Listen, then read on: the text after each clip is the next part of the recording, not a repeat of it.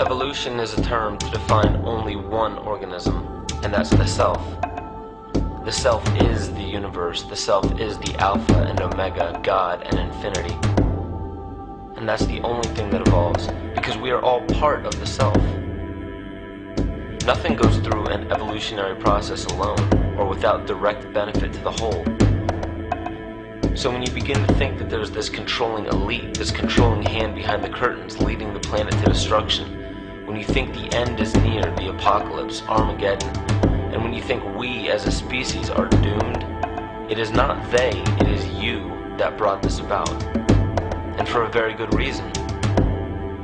You are evolving.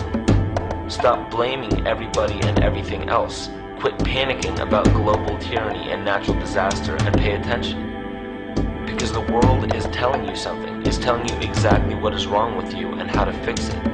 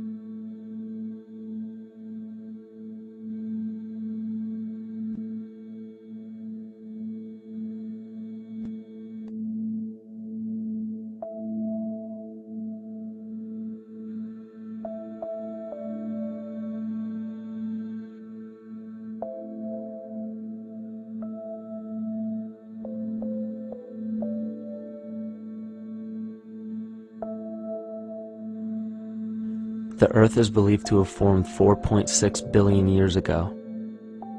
Within the first 150 million years, it began cooling and releasing gases from the lithosphere, which created the earliest forms of the Earth's atmosphere.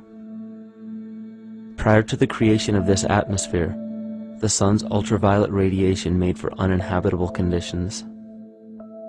But as the Earth cooled further, water condensed in the atmosphere and oxygen accumulated, making way for organic compounds. This spawned single-celled organisms and then plant life.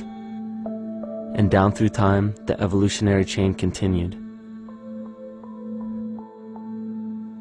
And then we arrive at a species that does not seem to fit as well as the rest.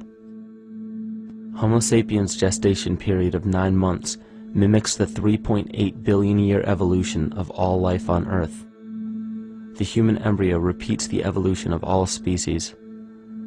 When the sperm and egg unite, this new creation is a single-celled organism. Within hours, this single cell divides and multiplies more rapidly than any other species. 4 weeks later, the embryo begins to develop gills mimicking aquatic life. A few weeks later, it develops lungs and a tail with reptilian appearance. From there, a mammal is recognizable, and then onto a primate form.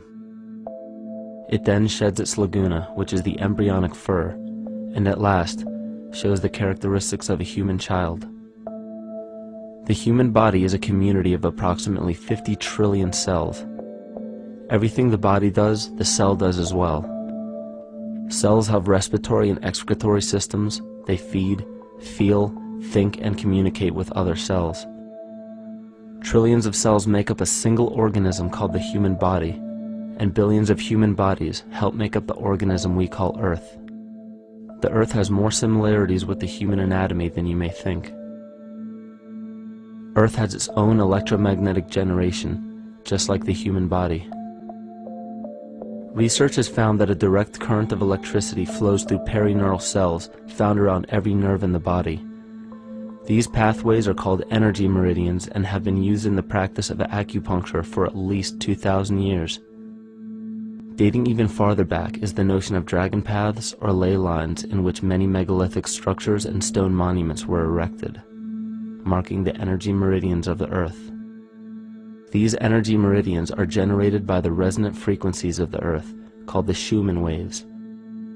Each planetary body has its own resonant frequencies and is determined by the circumference and diameter as well as the speed of orbit and rotation. The Earth's resonant frequency starts at 7.83 Hz and ends with the 7th harmonic at 43.2 Hz, correlating with the 7 chakras. Ultimately, the greatest discovery of our Earth is its consciousness. A visible attribute of consciousness is an energetic field that governs the shaping of organisms. Morphogenesis is a scientific term to explain this very shaping of tissues, organs, and entire organisms. Consciousness is the creative force of the entire universe. It has been given many names such as God, Yahweh, Krishna, nature, the field, and divinity. The entire universe is in fact a single living, conscious organism with complete awareness of itself. The reason why it may seem difficult to comprehend this is because our understanding is typically limited by our language. When we hear the term conscious organism, we tend to anthropomorphize its definition. By giving it human qualities, we mistakenly look past what an organism truly is in the first place. The definition of an organism is any living thing capable of response to stimuli, reproduction, growth and development, and maintenance of homeostasis as a stable whole. Our universe does all of these things.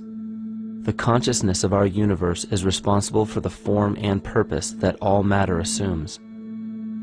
The Earth's resonant frequencies are a result of its form.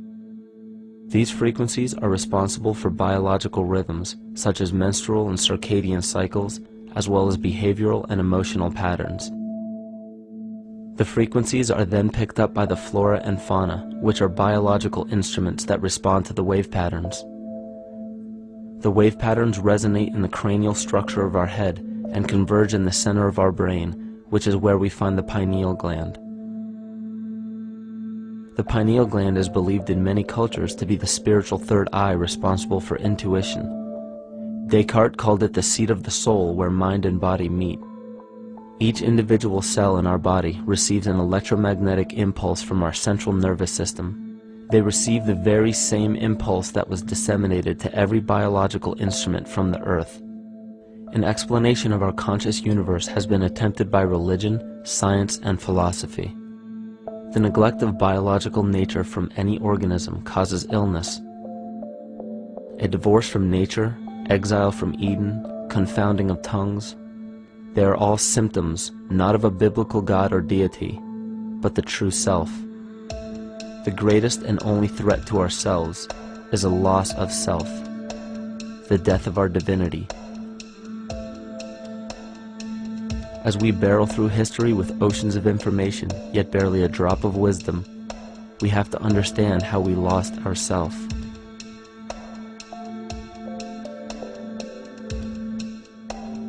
In sacred texts and ancient scriptures left by our ancestors, we find an incredible link between stories of creation, a great flood, the war of the gods, the Messiah dying for the sins of man, end-time prophecies, and similar characters. These correlations show up in myths from cultures that supposedly had no contact with one another due to distance in geography and time. The common thread we find that connects all of mythology has its roots in the stars. One of the most revealing accounts is the battle of the gods in heaven and the ensuing flood. In the Bible, Lucifer rivaled the Lord and was defeated and cast down to earth. In the creation myth of the Enuma Elish, we find a similar story of Tiamat being defeated by Marduk and cast down to the abyss of Apsu. In chaos, Tiamat, the mother of them both, Apsu and Tiamat's waters were mingled together, meaning that the chaotic waters of Tiamat were somehow mixed with the sweet waters of Apsu. Apsu was the Sumero-Akkadian god of the abyss beneath the earth. Tiamat, also known as Lucifer, was known as a serpent or dragon and was defeated by Marduk. Marduk was the father of Nebo or Mercury, and Mercury is the same mythological character as the Zoroastrian Mithra, the Egyptian Hermes Anubis, and the Gnostic Hermes Christos. The most recent version of Mercury, however, is the archangel Michael in the Bible, who defeated Lucifer and sent him to the abyss of the earth, or hell. This story is steeped in astrological significance in the Bible and in many other ancient scriptures. This leads to an event in history that is recorded by many researchers regarding the cosmic upheaval and historic deluge. William Commonus Beaumont states, "The flood immortalizes the collision of a fallen planet, later termed Satan, actually a cometary body with our Earth." Consider what this reveals. He postulates that a planet, later termed Satan, fell to the earth, creating the flood we see recorded in the Bible and other myths. Lucifer, or Tiamat, was a planet known to ancient cultures as the Glistening One, the dragon of chaotic salt waters. The light from the sun illuminated this planet's water, which gave it a glow that rivaled the sun's own light, which is where we hear about Lucifer rivaling the Lord. The Lord in this case being the sun, which sustains and gives warmth to the earth. The planet Tiamat, or Lucifer, was destroyed by a cataclysmic event that hurled the watery planet to the abyss of the earth. In the book of Enoch, it reveals, "And behold, a star fell from heaven, and when it fell to earth, I saw how the earth was swallowed up in a great abyss." The myth of the Ute Indians states, "The sun was shivered into 1,000 fragments, which fell to earth, causing a general conflagration. Then Tawats fled before the destruction he had wrought. And as he fled, the burning earth consumed his feet, legs, body, hands, and arms, until at last, swollen with heat, the eyes of the god burst and tears gushed forth in a flood which spread over the earth, extinguishing the fire." This myth resembles the translation of the Enuma Elish by Stephanie Daly in her book Myth from Mesopotamia, which explains that Tiamat's eyes became the source of the Tigris and Euphrates rivers. As written in the book of Revelations, "And there was a war in heaven. Michael and his angels fought against the dragon, and the dragon and his angels fought back. The great dragon was hurled down, that ancient serpent called the devil, or Satan, who leads the whole world astray. He was hurled to the earth." The Roman mythology of Ovid gives the story of Phaeton, which happens to be another name given to the watery planet Lucifer, or Tiamat. This story reveals that Phaeton was a child of the sun and wished to become the sun for a day. Phaeton attempted this feat, and eventually Jove, who is also known as Marduk, destroyed Phaeton, sending him crashing to the earth in flames and put out by a tremendous flood of water from a river unseen before. The common theme we notice here is that of a saltwater planet, the great dragon, Lucifer, Tiamat, or Phaeton, was defeated and fell to the earth, and now dwells in the abyss known as hell, giving us the outline of the story of Lucifer rising up against the Lord and being defeated and banished to rule the underworld. As we know, however, an outline is but a shell of a story. The inner meaning, the spirit of the myth, comes with a deeper understanding of the essence of each planet, not just the physical planet, but the conscious core, because we know now that the proportions and velocity of a planet gives them their own characteristic frequencies, which govern biological and behavioral patterns. These planets reflect the archetypal psychology of man.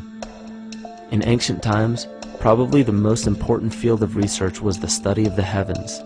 Galactic bodies and their movement through the sky were known to be symbolic of the inner faculties within human consciousness. Within all organisms, outdated science has only explained the physical world measured by our five senses. Only in esoteric religions, mysticism, and quantum fields of science are we to find any attempt at explaining where thoughts and emotions fit into the sense-perceptible world. We also understand now that humanity is a community of cells within the organism of the Earth.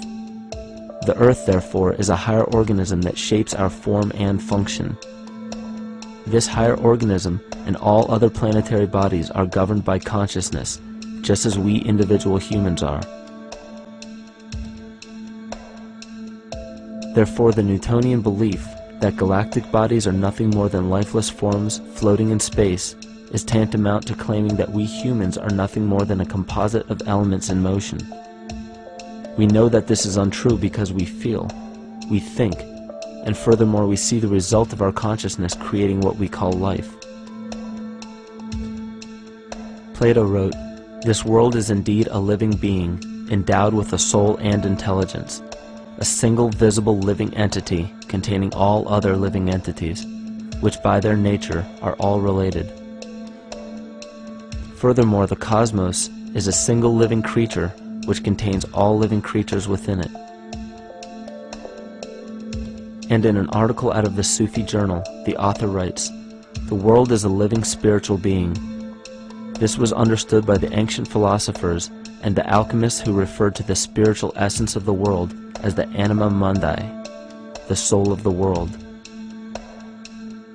In scriptures, we hear of the claim that angels guide the inner soulful actions of people, or that the gods wield influence over man. Most ancient spiritual and scientific teachings held the belief that the hierarchies of the gods, angels, archangels, archai, all the way down to the cherubim and the seraphim, are the hierarchies within the human psyche.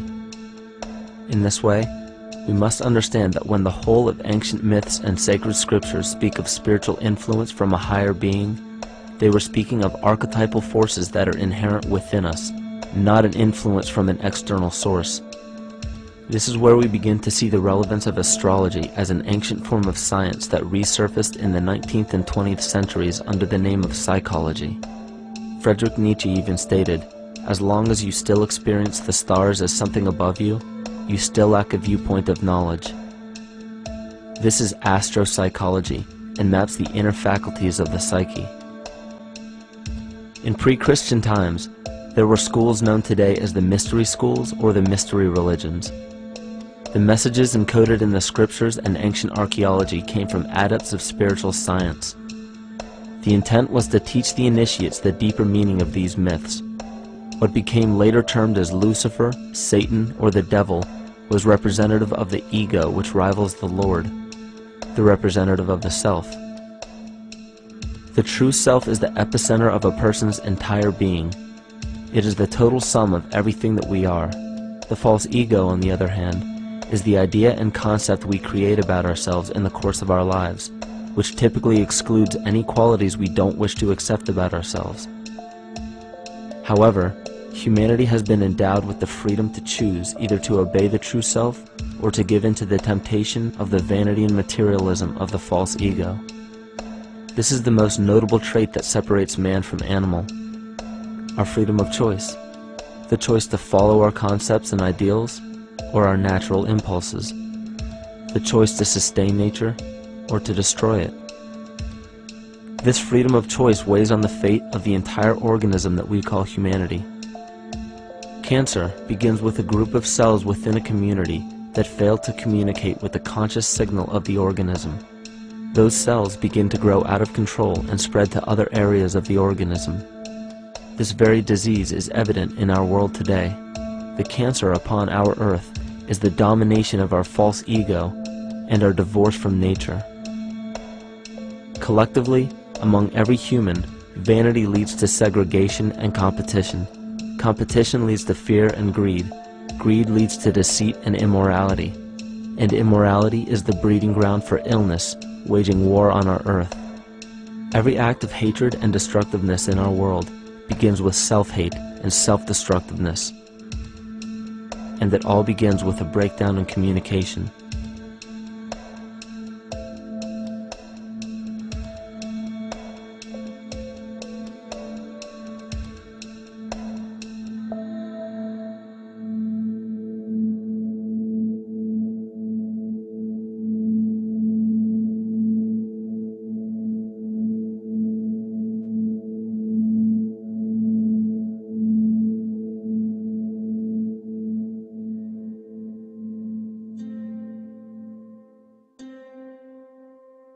In nature, all that we perceive with our five senses is a result of two fundamental principles. Everything in existence is made of a relationship between vibration and matter. Vibration is a masculine creative force countered by matter, which is a feminine receptive force. Thus begins the principle of duality.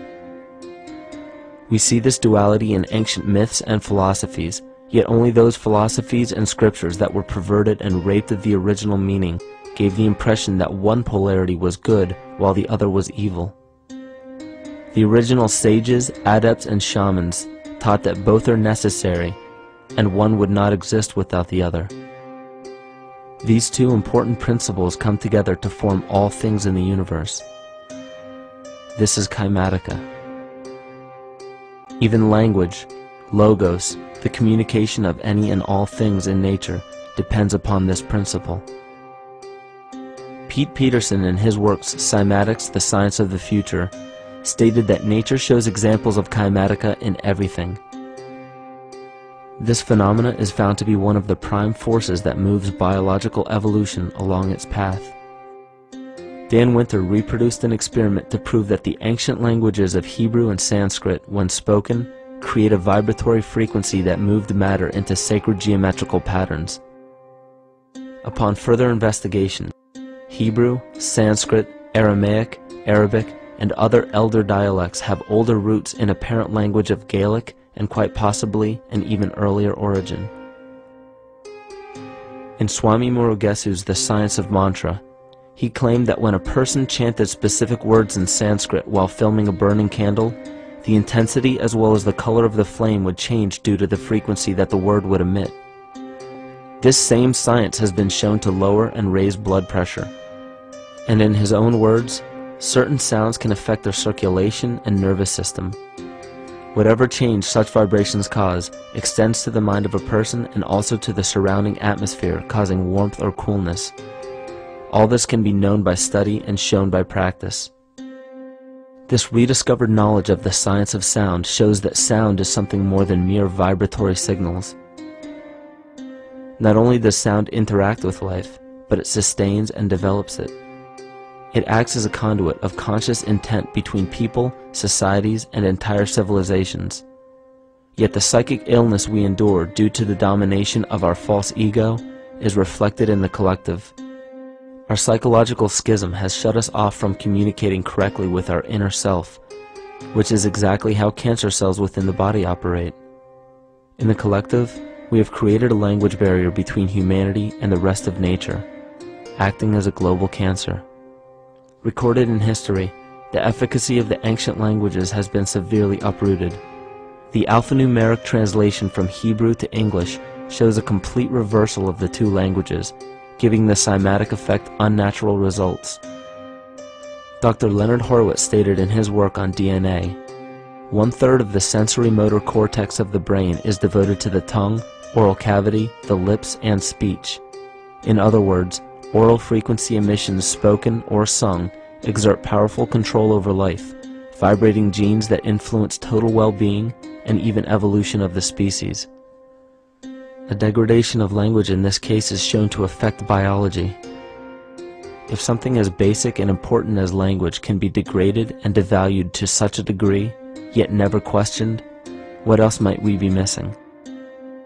Think of an aspect of your life that dictates the limits of your freedom. Government and law enforcement, insurance and pharmaceutical companies, taxes, building permits, driver's licenses, and more. There are hundreds if not thousands of stipulations, regulations, and boundaries on our freedom. And out of the ones that were just mentioned, how many have you researched to find out whether they apply to you or not? Let's look at the forms of law that we currently acquiesce to.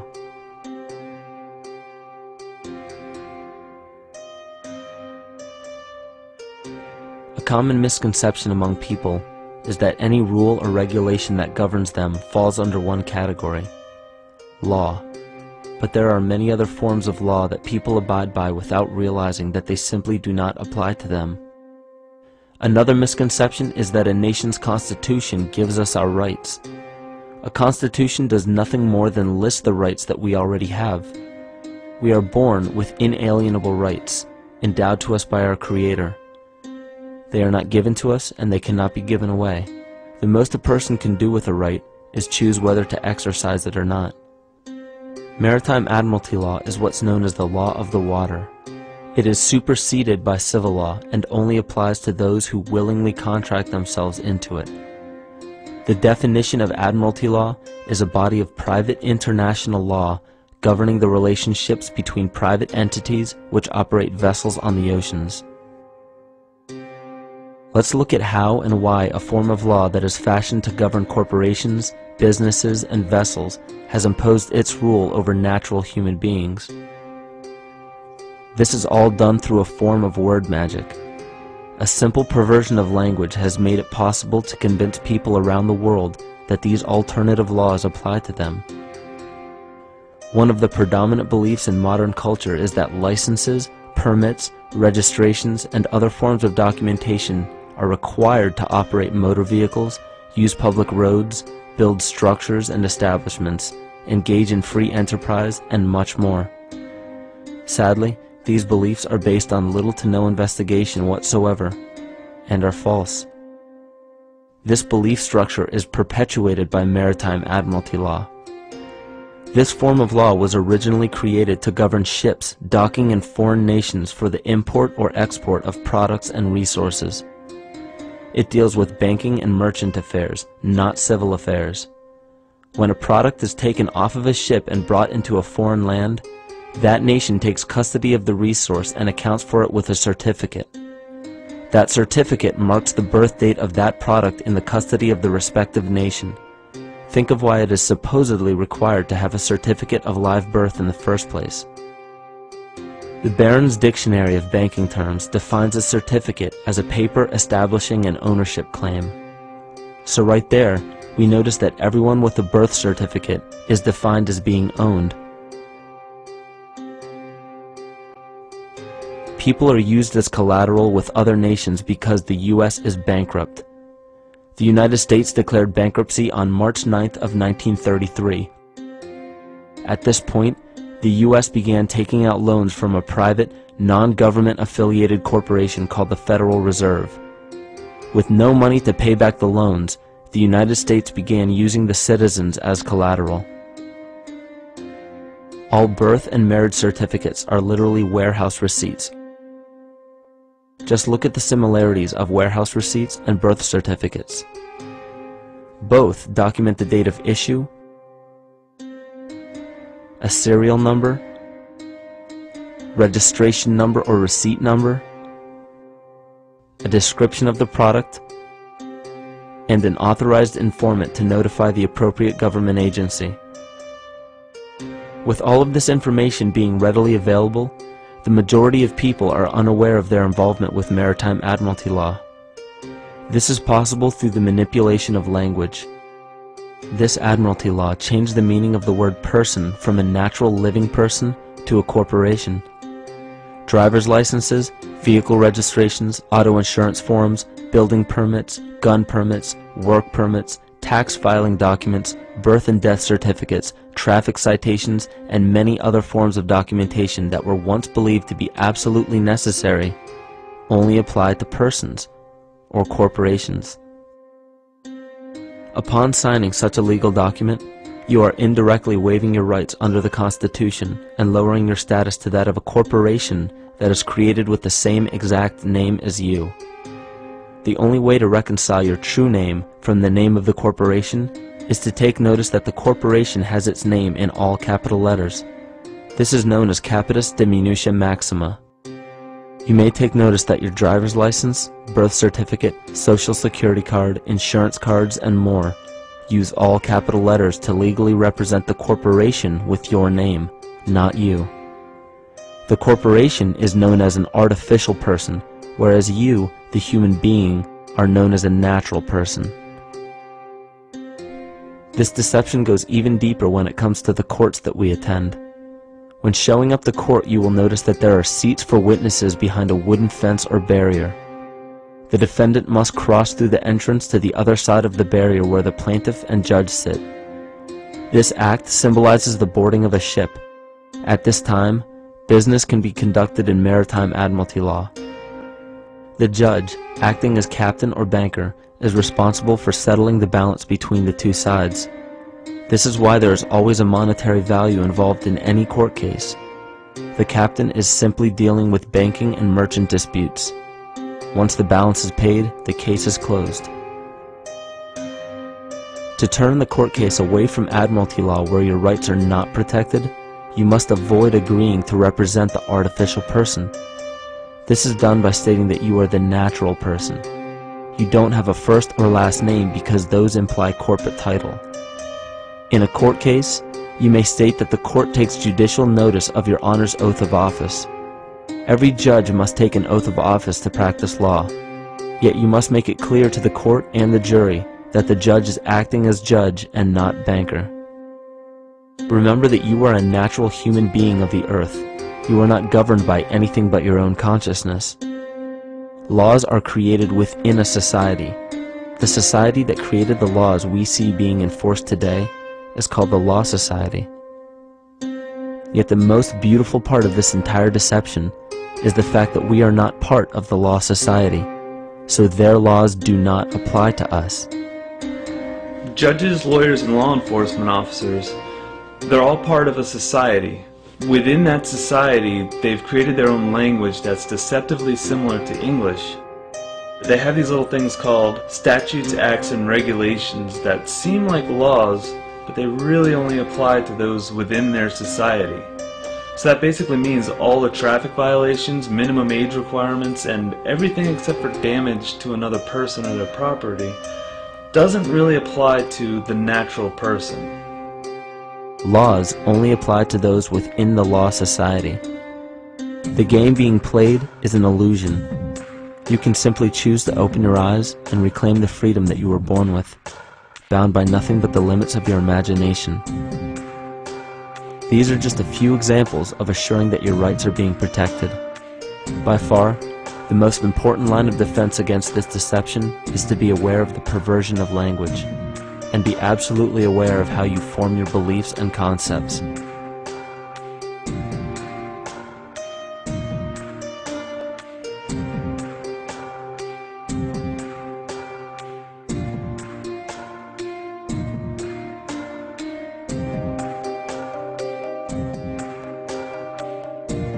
In all forms of the perversion of language, there is a mirror reflection of this in the microcosm of the psyche.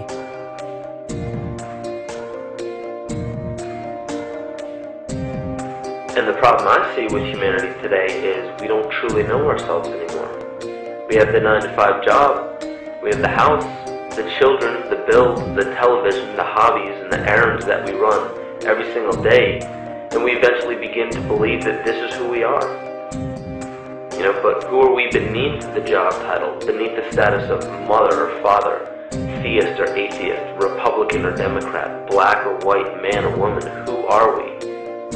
Who are we deep down inside? We don't know, because every time we hear an answer that we don't want to accept about ourselves, we deny it. We'll pass it off and project it onto somebody else and judge them for it. This is repression. And we see what repression can do to us on an individual level, but what about on a collective level of humanity? What happens when the whole world refuses to see what they truly are on the inside?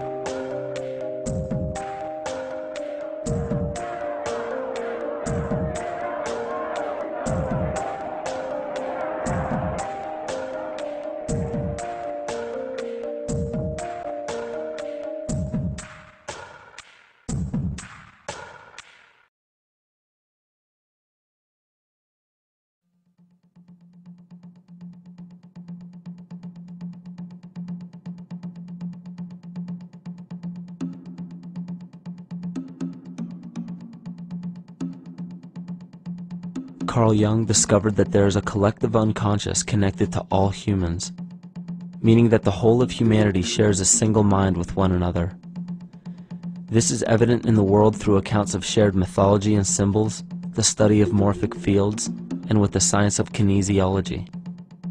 This collectivity is a global example of the unconscious mind of the human body, in which trillions of cells share a similar signal. This parasite, called our false ego, requires a continuous flow of sustenance to survive. Food, fuel, and any other form of sustenance is energy. Human consciousness is an electromagnetic field of energy. When this potential energy is utilized, it then releases kinetic energy, which is used to perpetuate the false ego. This scenario occurs in the smallest parasitic organisms, all the way to a collective organism called humanity. A parasite will release chemicals that cause the host to crave the sustenance that the parasite needs to survive. As long as the host is unaware, it will keep feeding the parasite and starving itself. In a similar way, Wilhelm Reich stated that whole societies suffer from a psychosis caused by starving our organic biological impulses. He states that sexual suppression supports the power of the church, which has sunk very deep roots into the exploited masses by means of sexual anxiety and guilt. It engenders timidity towards authority and binds children to their parents. This results in adult subservience to state authority and to capitalistic exploitation. It paralyzes the intellectual critical powers of the oppressed masses because it consumes the greater part of biological energy. Finally, it paralyzes the resolute development of creative forces and renders impossible the achievement of all aspirations for human freedom. In this way, the prevailing economic system, in which single individuals can easily rule entire masses, becomes rooted in the psychic structures of the oppressed themselves. What Reich was showing in this powerful quote is that on a collective level, the suppression of a natural function, whether biological, spiritual, or emotional, will result in an abnormal reaction, a psychic disease. This illness or disease is reflected into the masses through a collective unconscious and acts as an epidemic. Humanity is plagued with an incapacity for freedom, meaning that people en masse lack the ability to govern themselves on a psychic level, and this manifests in the macrocosm as government and organized religious powers, thus opening the throne, our national and individual throne, to anyone and anything.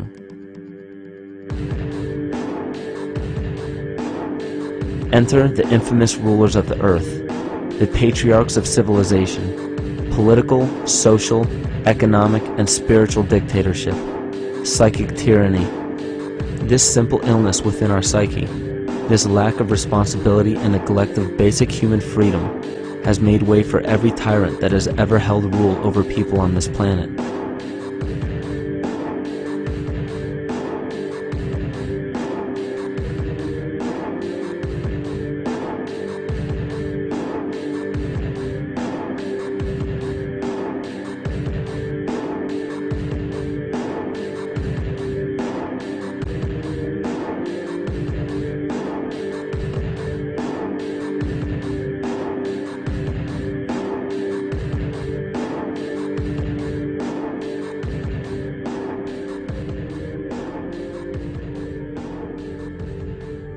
But these oppressive tyrants that are demonized by the masses are no different than us. In fact, they are one with us.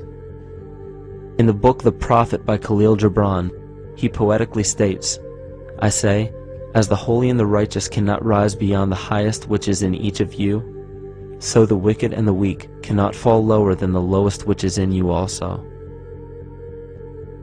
Every one of us has the capability to commit the most horrifying sin or show the most beautiful compassion to our fellow man. This is the very definition of an illness within the psyche and soul of man.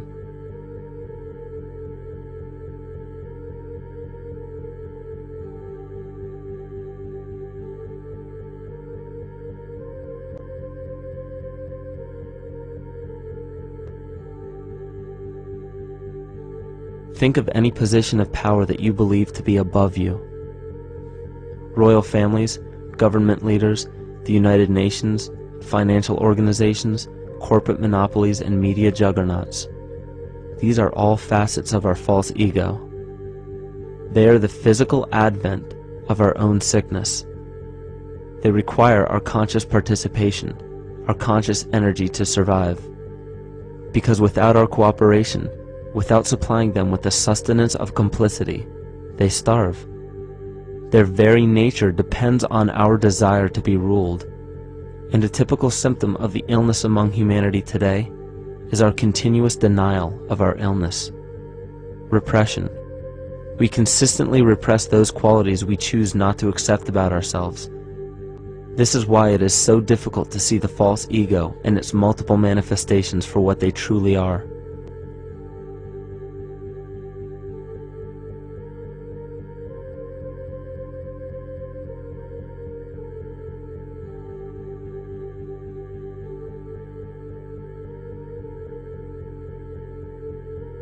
This is the very nature of the false ego.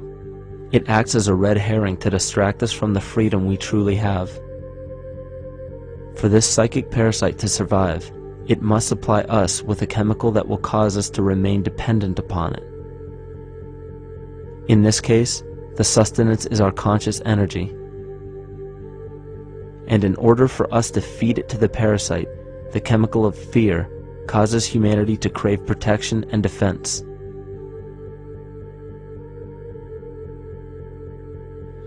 The functions of the body to survive can be broken down to two basic functions for any organism to survive. You have to be able to grow, maintain yourself, take care of your biology, but you also must be able to protect yourself, so that if you're just growing and you can't protect yourself, you'll become food for something else. So the survival involves a balance between growth and protection. Through the history of human civilization and through human evolution, we recognize that our nature is to be in a state of growth, and that our protection is only supposed to be used to, help us out of that threatening moment. You can't be in growth and in protection at the same time.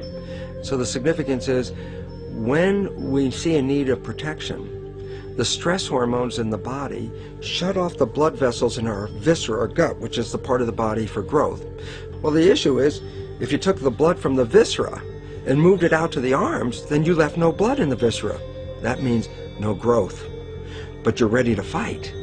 And when your fighting is finished, then the blood returns back to the viscera and you grow again. But in the world that we live in today, it's 24/7 fear.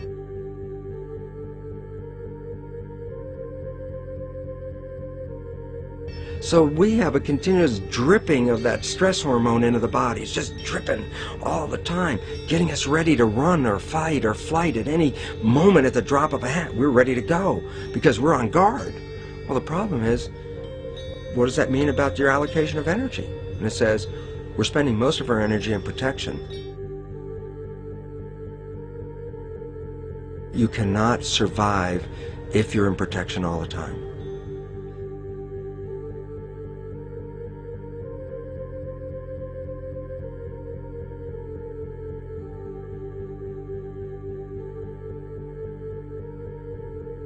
And if the parasite can control the nature of the fear, it can then create a fear among us that only it can defend us against. A recent physical manifestation of this comes from Zbigniew Brzezinski, former Secretary of State who also supported President Barack Obama. In his book, The Grand Chessboard, he states, as America becomes an increasingly multicultural society, it may find it more difficult to fashion a consensus of foreign policy issues, except in the circumstance of a truly massive and widely perceived direct external threat. Even the Reichsfuhrer of the Nazi Party, Hermann Göring, sums up this game of supply and demand perfectly when he stated, "The people can always be brought to the bidding of the leaders." That is easy. All you have to do is tell them they are being attacked and denounce the peacemakers for lack of patriotism and exposing the country to danger. It works the same in any country. It also works the same in every individual psyche. Just remember that the false ego has only one desire: to become greater and more powerful than the true self. This illness causes us to believe that we are separate from nature. This is why we see such a rise in the dependency of technology. This is why we see such little stewardship for the earth and the environment. And this is why we see bigotry, racism, sexism, and every other form of discrimination possible that leads to crime, violence, wars, and eventually, the global destruction of the organism. This endless state of fear, confusion, and segregation our world seems to live in is a symptom of the false ego creating a false threat.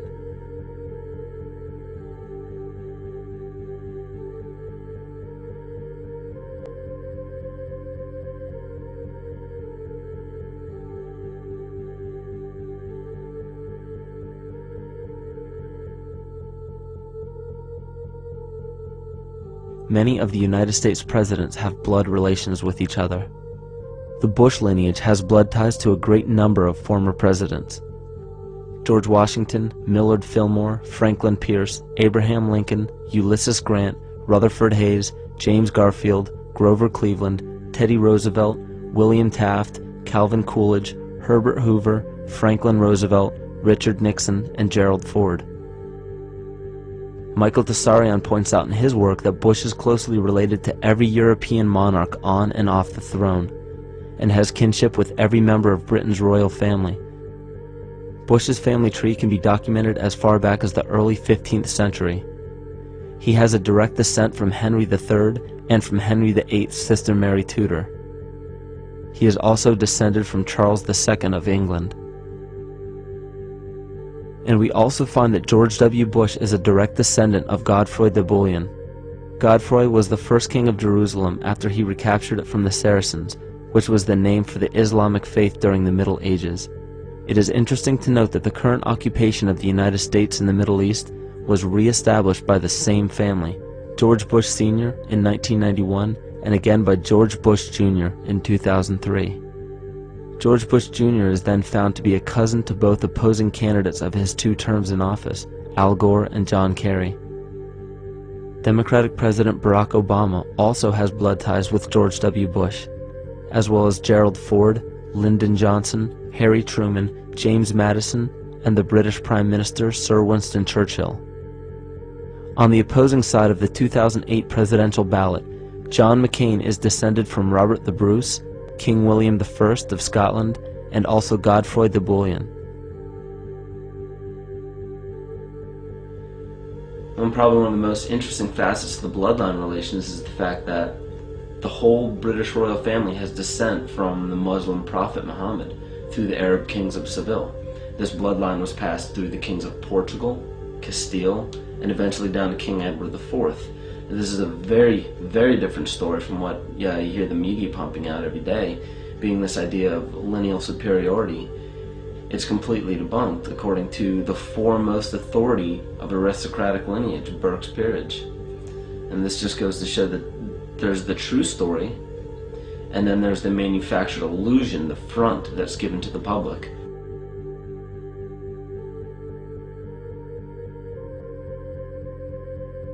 These blood ties go on and are documented thoroughly through literature such as Burke's Peerage and other comparable books.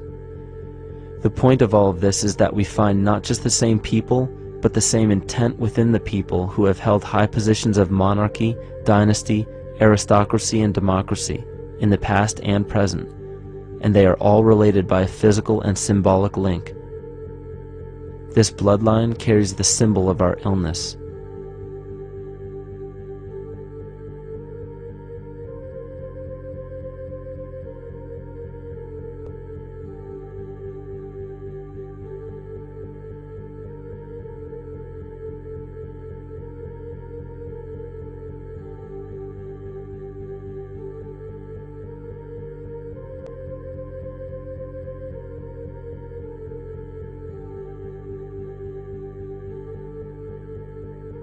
The symptoms of our psychospiritual illness are the wars, terrorist attacks, artificial or man-made disasters, and leader figures.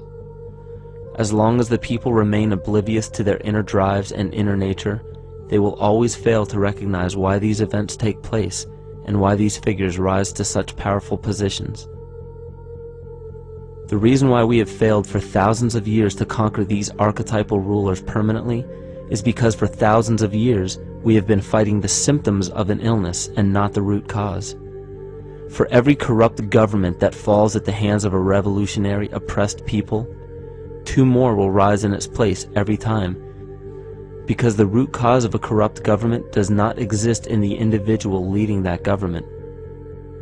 It exists within the psyche of every individual, because an unaware host to a deadly parasite will do anything to avoid accepting his own incapacity for freedom.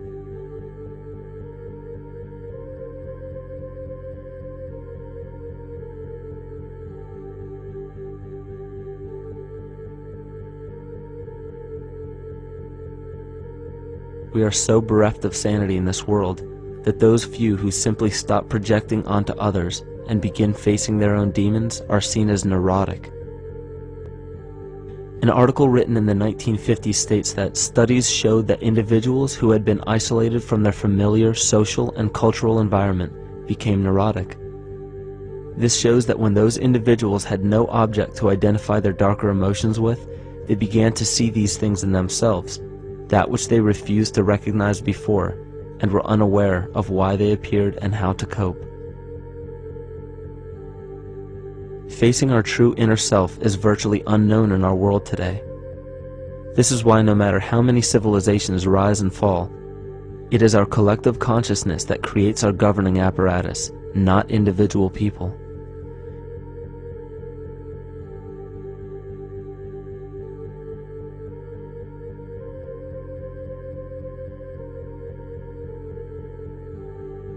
And after countless attempts, you would imagine that people would realize that a physical retaliation may not be the solution. Yet here we are, thousands of years later, with technology that can clone DNA, vehicles that can break the sound barrier and probe the depths of space, and science that can overcome almost any sickness. Yet we still fail to take notice to the importance of thoughts and consciousness. This is the very definition of insanity.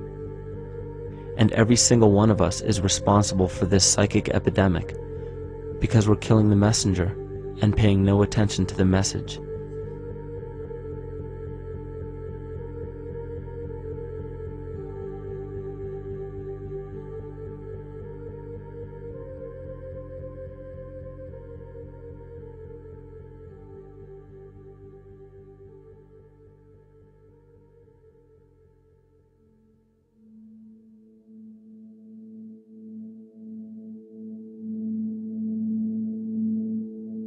During the 1990s, 3 Nobel laureates in medicine advanced research that revealed the primary function of DNA lies not in protein synthesis as widely believed for the past century, but in electromagnetic energy reception and transmission. Less than 3% of DNA's function involves protein manufacture. More than 90% functions in the realm of bioacoustic and bioelectric signaling. So why is it important to know that DNA functions in bioelectric signaling? HeartMath Institute has discovered the heart and brain maintain a continuous two-way dialogue, each influencing the other's functioning. Although it is not well known, the heart sends far more information to the brain than the brain sends to the heart, and the signals the heart sends to the brain can influence perception, emotional processing, and higher cognitive functions. The heart also generates the strongest rhythmic electromagnetic field in the body, and this actually can be measured in the brainwaves of people around us. We are quite literally an electromagnetic expression of our highest cognitive function. The behavior of electromagnetism is evident throughout the world as dualism. All matter contains a negative and positive charge, which means organisms are built upon this foundation. The natural homeostasis of any organism is a balance of both polarities. Furthermore, research on emotional energetics shows that the heart's field is a carrier of emotional information and a mediator of bioelectromagnetic communication within and outside the body. Research shows our heart's field changes distinctly as we experience different emotions. It is registered in people's brains around us and apparently is capable of affecting cells, water, and DNA studied in vitro. Fear. The chemical supplied by a collective parasite creates a distinct bioelectric signal given off by the host. This signal is disseminated to the organisms within our community and will grow outward through the entire organism unless it is counterbalanced by an opposing force. Dr. Fritz Alan Popp discovered that the cells in our body communicate through biophotons, which are tiny particles of light that are single units of an electromagnetic field. This communication system within our body also exists between people in what's known as morphic resonance. This was known by the shamans, sages, and adepts of antiquity. These teachings were commonplace in prehistoric cultures. It wasn't by sheer chance that artistic expression and rituals were the cornerstone of every ancient civilization. art was used as a personal method to exercise the shadow content of the psyche and introduce it to the conscious mind. This was very literally viewed as psychic therapy. Ritual was based around astrological dates. As we've learned, the study of the stars and planets reflect our own astropsychology. The shamans would perform rituals on astrological dates that would correlate with a circadian rhythm or a psychological cycle. These rituals kept the human participants aware of their inner self and prevented the repression of psychological content. As long as people were facing their inner demons and accepting them as their own, they were not collectively projecting them into the physical world. If you bring forth what is within you, what you bring forth will save you. If you do not bring forth what is within you, what you do not bring forth will destroy you. The progeny of our psychological disease began growing rapidly after a series of catastrophes forced the collective into a somatic state of fight or flight. This lowered the immunity of the population by introducing a state of immense stress. Our body becomes more susceptible to illness under stress. In this manner, humanity fell ill when entire bodies of land were swallowed up by the floodwaters. This uprooted many tribes, chiefdoms, and civilizations from their homes, and their ritual practices that were used as a conduit for psychic wellness were put on hold in order to survive the catastrophe and seek new homes. The shamans were spread to many new areas of the world. This information has been suppressed. We are made to believe that advanced civilizations such as ancient Egypt and the Mayans of Mesoamerica came about with no prior rudimentary remnants or evidence of evolving intellectual artifacts to bring them to their peak. We are meant to believe that their incredible knowledge of mathematics, astrology, agriculture, economy, polity, and architecture came out of nowhere. This leads many researchers today to the understanding that the origins of these civilizations have been suppressed. Not surprisingly, the force that has guided the suppression of this knowledge comes from the exact bloodline of the political and religious leaders stated previously. These are some of the notable book burnings and suppression of important texts in our history.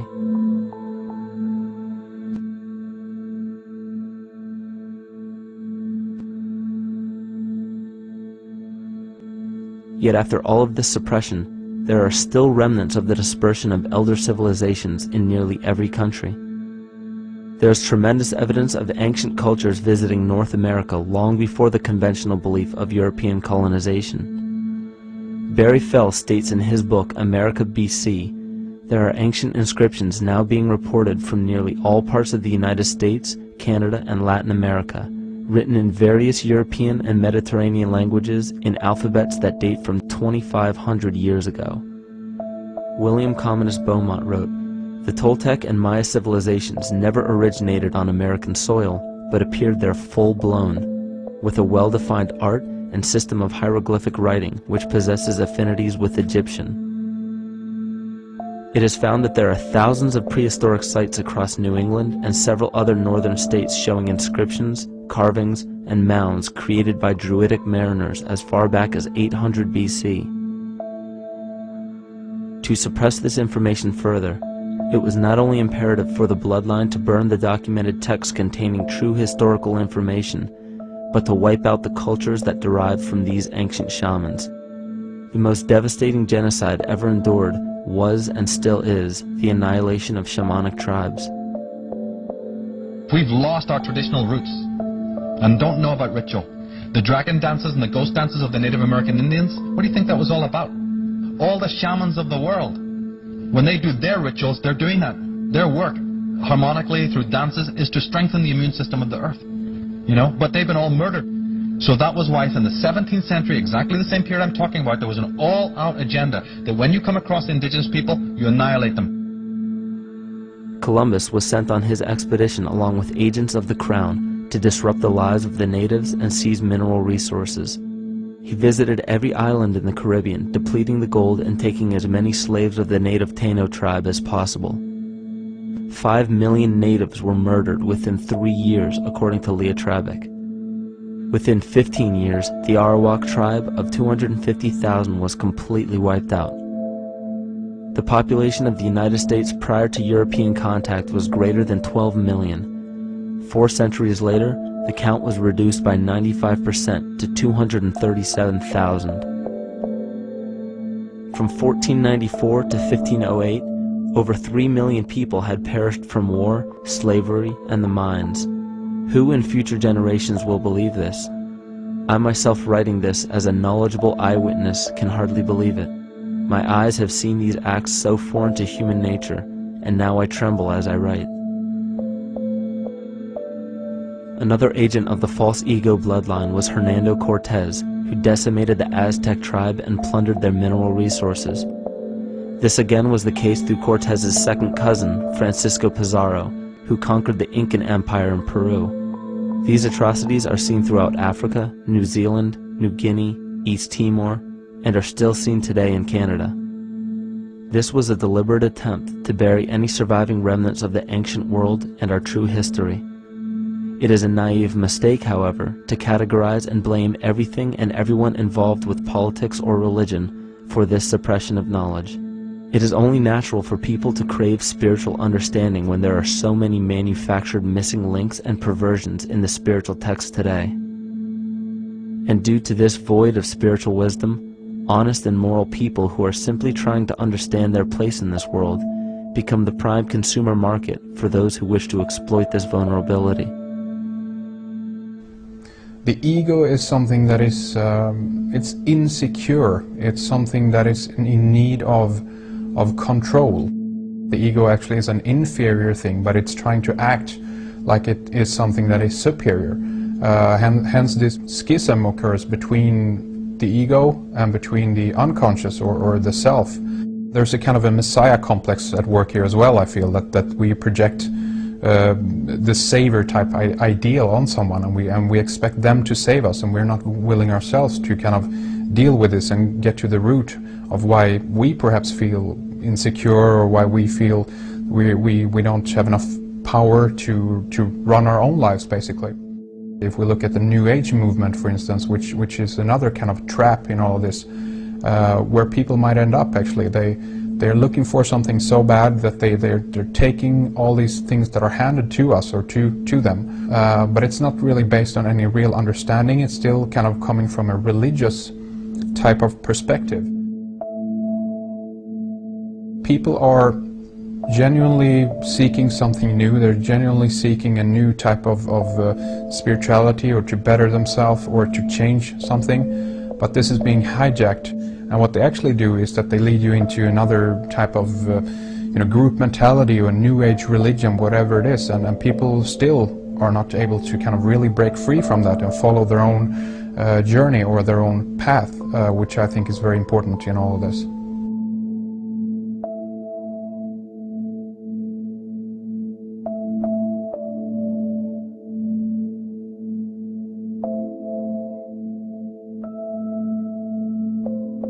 In the pre-Christian era, there were several cults of incredible power, most notably the stellar, solar, Saturnian, lunar, and mushroom cults.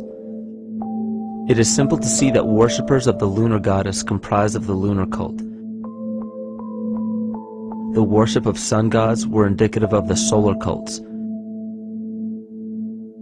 The Saturnian cult, which consisted of Phoenicians and Canaanites, worshipped El or Eli. The biblical exodus of the Hebrews from Egypt showed that they entered Canaan and merged the lunar cult of Isis, the solar cult of Ra, and the Saturnian cult of El to form Isis, Ra, El. Israel. The old Israelitish cult and mythology, the Yahweh worship, the patriarchal legends, the sojourn in Egypt, and so on, are rooted in the religion of the sacred fungus, developed from the underlying fertility philosophy of the ancient Near East. The Jewish mitre, Muslim turbans, and military berets are derivations of the symbol of the mushroom cult. One of the first and most prominent, however, was the stellar cult, and a number of these ancient cults were created for shamanic purposes and earthly stewardship, yet some were taken over with different intentions. Just as you would imagine in any establishment of power, smaller cults formed within the main cults to worship individual deities. The cult of Mithras and the cult of Dionysus are two examples. You still today can see the Mithraic or Phrygian cap on the symbol of the seated Liberty dollar, the coat of arms of many countries, the reverse side of the flag of Paraguay, the seal of the United States Senate, and even involved in the solar cult holiday that we now call Christmas. In the cult of Dionysus, many festivals were celebrated, such as the Greater Dionysia, celebrated in Athens around the spring equinox. The foremost event in this festival was the Thymelic contest, in which poets, musicians, and entertainers performed in an open-air theater. Musicians did not have to pay taxes, and members of the Artists Guild did not have to participate in military affairs. The cult of Dionysus is still alive to this day as the entertainment industry.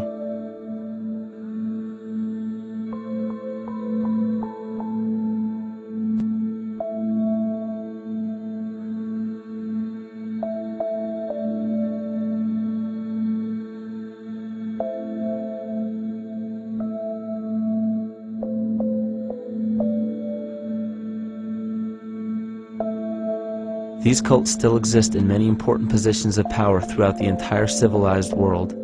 Yet the most important function of these groups is to manufacture the consent and complicity of the people. The conscious mind is the creative mind. It's the one that has your personal identity into it. It does the real thinking. And then there's a subconscious mind. Well, there's no entity in it. The subconscious mind is the equivalent of a tape player. It records behaviors, and then at the push of a button plays a behavior. It's automatic. It's a very convenient thing, because then we don't have to relearn all the time. Once you know it, you can make a pattern. The problem is that the basic patterns of belief and behavior that are programmed in the subconscious mind came from our teachers, primarily our parents, our family, and our community. So most people don't even understand how easily we're influenced by our environment. Every person that we encounter, every single situation that we're faced with, every little word that's said on television may not seem too influential to our conscious minds, but your unconscious is designed specifically to let every environmental signal influence you without your awareness. So the question is, are we leading conscious or unconscious lives? And now neuroscience has told us in the unfolding of our lives, only 5% of our life is controlled by our conscious mind, and 95% of the time controlled by the subconscious with programs from other people that were installed in there. And the problem is, it means when those programs are playing, we don't see them. And the skeptics will sit there and say, consciousness, archetypes, astrology? No. We create things with our hands, not our minds. Archetypes aren't physical. They can't influence me. But when you think of the fact that we're only conscious of this small little fraction of our behavior, what we don't realize is that entire countries, entire civilizations that think they're free and independent, but are unconsciously too afraid to be free and independent, they will beg to be governed. And if they can't do it themselves, who do you think will consciously or unconsciously take that responsibility? It usually ends up being that strong, masculine, animus archetypal figure. When we think we're in danger, we're not looking for our mother to nurture us. We want our father to protect us. And right on cue with the age of fear, this age of catastrophe, the age of this parasite, we see masculine domination. And one of the primary conduits for giving our responsibility and our conscious energy away is money. We surely don't want to admit that our dependency on money is flawed, because that would imply that the fault is our own. And God forbid we take responsibility for our lives, so we blame the money. This is the cornerstone of the entire illusion being built around us by the false ego. Money is said to be the root of all evil, yet it cannot be evil because money is only a symbol. Symbols carry only the faith and spirit of the observer. This means that the symbol of paper money evokes and surfaces the evil intentions and inherent flaw of our false ego. Money only exists because we agree to accept it as valuable. And to further illustrate our incapacity for freedom, we've given the control of our faith-based money to a private corporation instead of the federal government. There is no law stating that we have to use Federal Reserve notes as currency. We choose to because we fear the alternative: independence.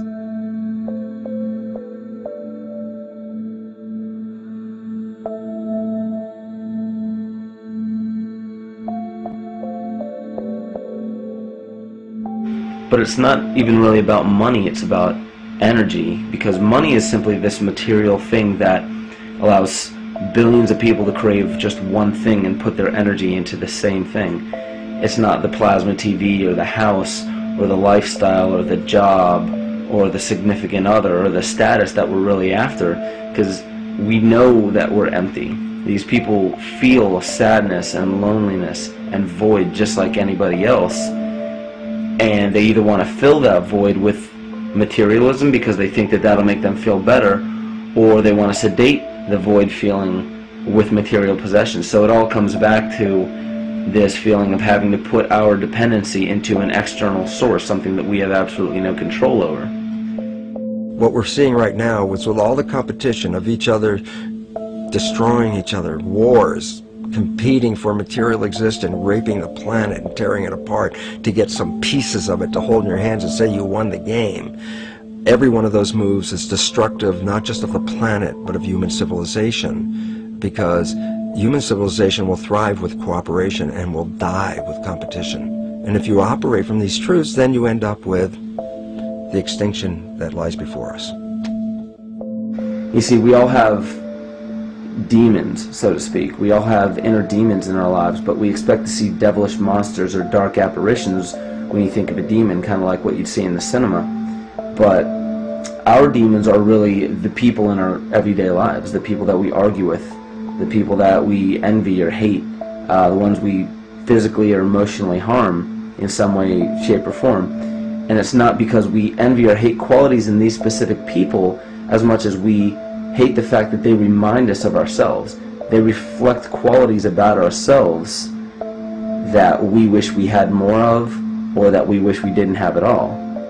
So what do? We alleviate that pain not by fixing or fighting our own demons, but by harming the people that remind us of our demons, by harming the people that remind us of the things that we don't like about ourselves. And when we become frustrated that we're not in control of our emotions because we don't really know what's affecting our emotions, we take it out on others. We take it out on absolutely anything else that can show us or act as a catalyst for our hatred. And so we do the same thing to animals. Animals are perfect because they can't defend themselves. It's a perfect catalyst for our inner aggression, our confusion, our hatred. Just take it out on something absolutely helpless. Just imagine how unconscious a person has to be of his or her actions to torture or mutilate or brutalize any living thing.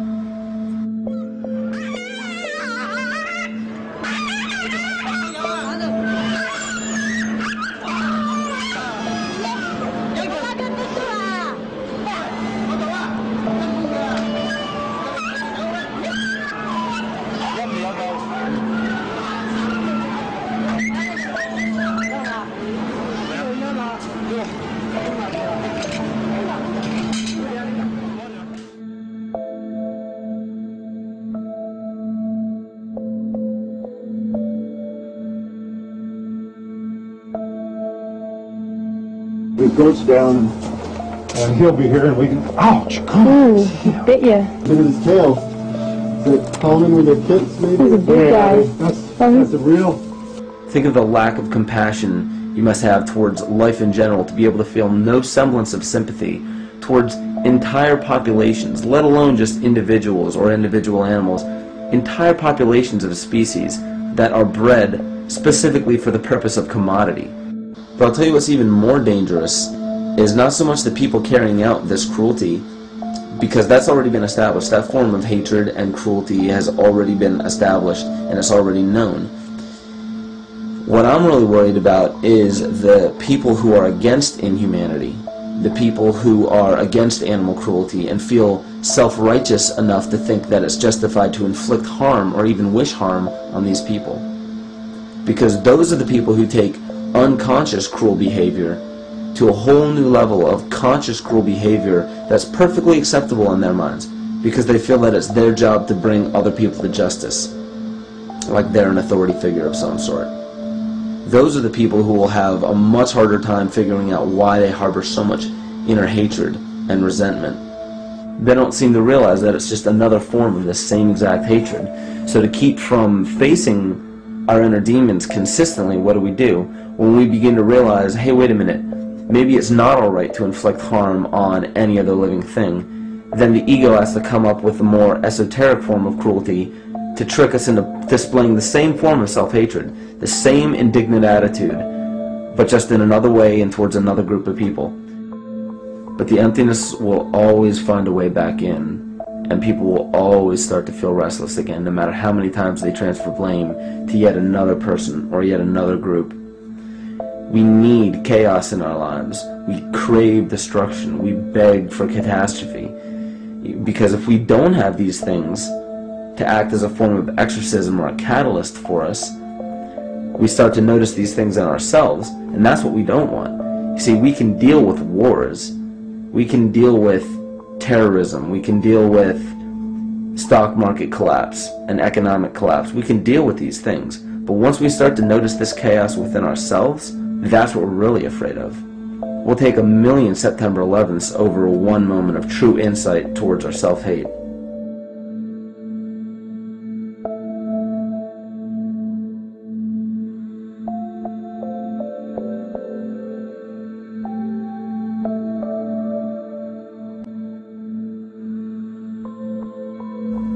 And you know, the most interesting part of all of this is we encounter things every day, every single day, that we either accept with open arms or that we reject violently. The interesting part is not really what we're accepting or rejecting as much as what it is inside us that makes us feel compelled to a certain thing or repelled from a certain thing. There's this fundamental dual behavior of muscular strength or weakness, attraction or repulsion. And what's interesting about this is when you realize that consciousness, awareness, that intangible essence that animates all matter into what we see around us as life, that is where you will find the origin of this dual behavior. It's been explained as the inhalation and exhalation of Brahma, the contraction and the expansion of Ahriman and Lucifer in an anthroposophical setting, the active and the passive qualities in electricity, the masculine and feminine qualities, yin and yang, existence and nothingness. These are all ways to explain the same behavioral process that begins with awareness. It begins with consciousness. And if you get rid of all the images and concepts in our minds of these sayings in your head and just try to feel the difference between the two polarities, you'll begin to notice that all of the different scenarios and possibilities that are playing out in the world all spawn from this common origin. You'll have 1,000,000 people telling you why the Bible is supposedly the Word of God and that you should follow it word for word. And then you'll have another 1,000,000 claiming that it's a form of mind control and not to believe any of it. Everybody will tell you to beware of this or watch out for that. This is good information, this is bad information. And I just have to wonder, what makes anyone an authority figure enough to say that something is true or false? And why are you denying or accepting anything based on the suggestion of another person? Why aren't you making that decision for yourself? Information is information. There's no such thing as good or bad information. It's all what you do with it. I say let everything be your Bible. Give every piece of information, every person, every event or scenario or situation an honest and open mind. Because then it's your responsibility to respond to it in the way that you choose. Not following the herd, not following convention, it's your responsibility. And that's the point when, no matter how many people tell you you're wrong or right, you're not dependent upon their approval. If we at least question our own actions, question our own thought process, and make a conscious decision to what we feel is right every single day, that's what I believe to be divinity. That's true shamanism. And that, to me, is what it really feels like to be alive.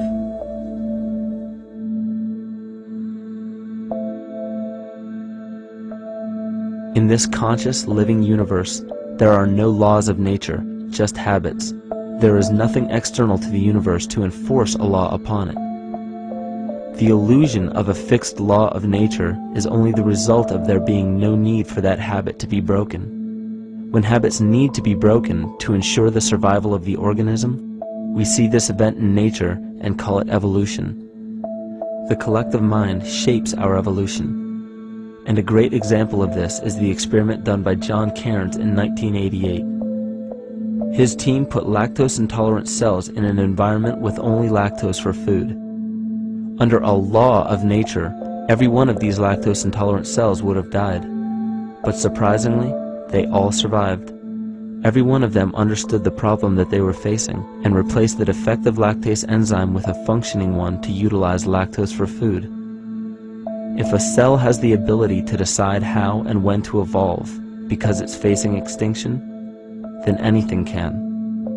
The existing beliefs are that a human body is a biochemical machine controlled by genes, and therefore the behavior, emotions, and character of our biology, our health, our lives, are controlled by genes which we don't control. So this is what we taught people. You're a victim. Genes control your life. You didn't pick them. You can't change them. The genes you end up with program what's going to happen.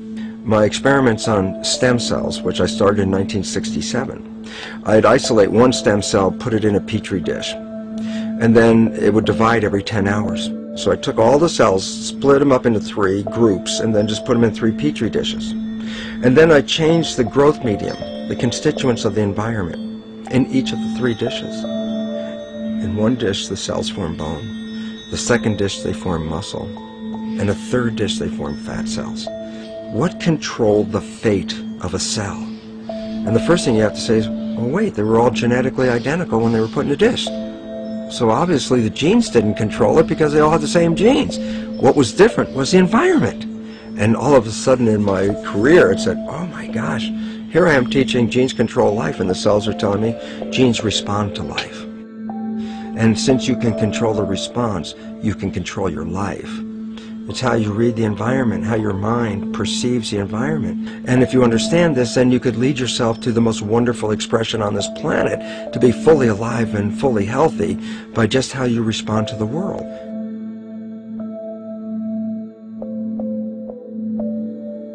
In the face of financial collapse across the world, political and religious wars raging tirelessly, and an ever-growing feeling of being lost and void of meaning, there is a great amount of energy being pushed to the surface of the collective mind.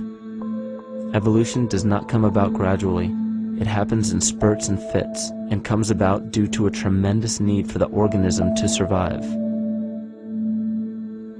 We are now at a point in history where we will choose. We will choose to become sovereign or remain dependent, to face our true self or continue fighting a ghost, to become well or allow this disease to grow, to live or to die.